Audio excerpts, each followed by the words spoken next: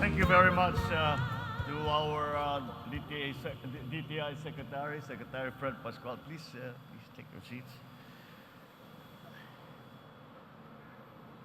I was just whispering in the ear of our good governor that she is always too kind to me and flattering to me, and I am a little embarrassed by all the kind words that she has to say. I have only the same to say to you, Madam Governor. Thank you very, very much. Governor Gwen Garcia of the province of Cebu, the Special Assistant to the President for Investment and Economic Affairs, Secretary Frederick Go, Compostela Municipality Mayor, Mayor Felijun Quino, and of course, the proponent of this very impressive and extremely important development that we are opening here today, the SteelAsia Manufacturing Corporation Chairman and Chief Executive Officer, Mr. Benjamin Yao. And the DBP Chairman Philip Lum, and my fellow workers in government, distinguished guests, ang ating mga bagong napasok dito sa napakagandang planta ninyo, the new workers who will be the ones operating this very modern and high-tech plant. Apparently, it is a state-of-the-art technology that we are using, and that is precisely the kind of things that we will be doing. It just goes to show that the Filipino worker is equal to any worker anywhere in the world at anything. Ladies and gentlemen, good afternoon. I am excited to join everyone here for the inauguration of the SteelAsia Manufacturing Corporation's newest rebar mill, the Compostela Works. There is so much to be excited about. Steel is the backbone of many industries. Many industries depend on steel for their further development. In 1979, my father launched a strategic plan to develop 11 major industrial projects. This included copper, phosphate, petrochem, and steel, amongst others. Economic and political challenges have derailed our dreams of fully developing the steel industry. But today we mark an important milestone in our goal of building and reviving our steel industry as we inaugurate SteelAsia's Compostela Works.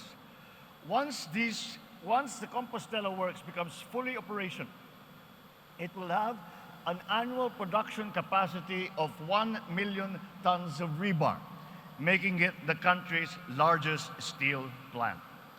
What is even more exciting is that this is just one of SteelAsia's projects over the next 3 years, aimed at developing a strong Philippine steel industry that no longer relies on importation to meet our steel requirements.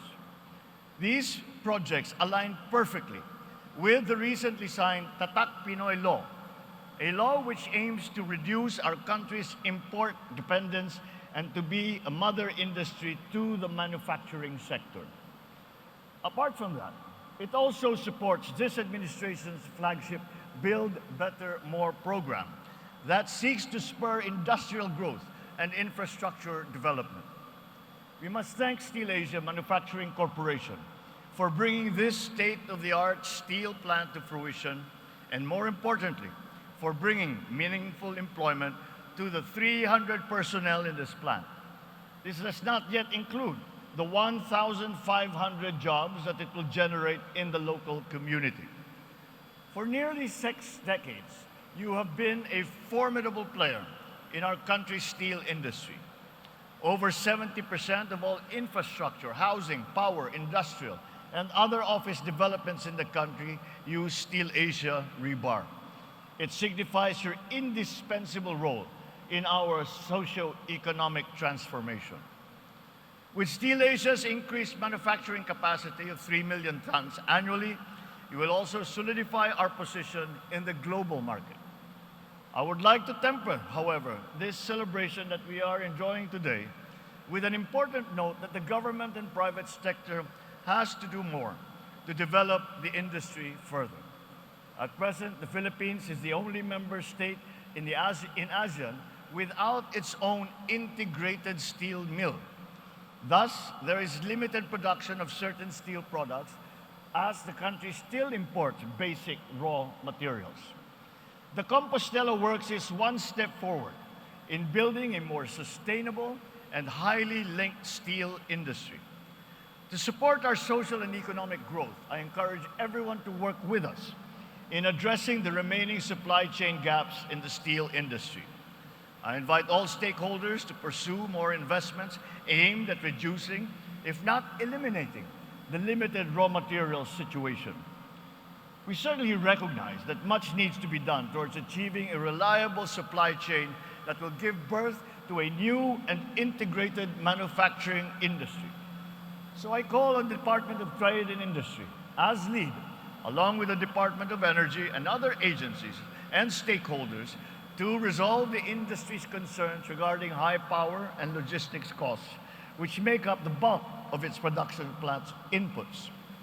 So I look forward to the formulation and submission of a concrete and feasible plan to improve our steel trade balance over the next years. In consultation with industry players, I urge the DTI to update the iron and steel roadmap to ensure its continued stability and relevance amidst domestic and global challenges and trends. Let this inauguration attest to this administration's unwavering commitment to invest in our people, in our nation, and our future. By localizing the production of basic steel products, we contribute to the generation of more inclusive and sustainable opportunities, the diversification of our steel industry, and the stability of our economy. Ladies and gentlemen, we are now in the era of a bagong Pilipinas, a nation full of high hopes, an economy that promises a bright future, and a people driven by the burning passion to excel, to succeed. Just like steel, we Filipinos are innately strong, resilient, and indomitable. So let us work together for a more globally competitive, prosperous, innovative, and empowered bagong Pilipinas. Mabuhay ang industriyang Pilipino, mabuhay ang bagong Pilipinas. Maraming salamat po at magandang hapon po sa inyong lahat. At